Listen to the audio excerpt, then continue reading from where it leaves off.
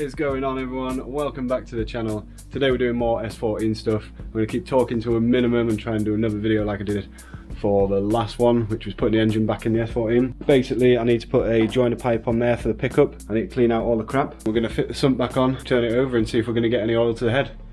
Proper excited. This is going to be a good video. So let's go on there, let's do some work.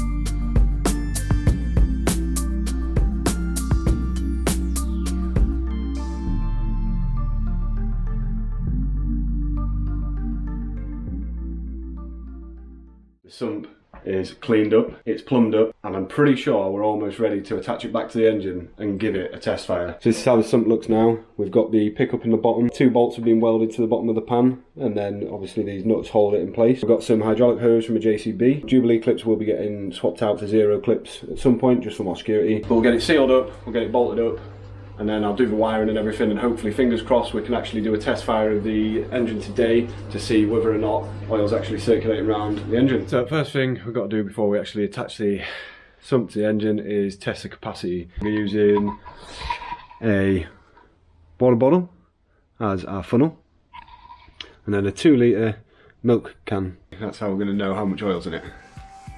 Science.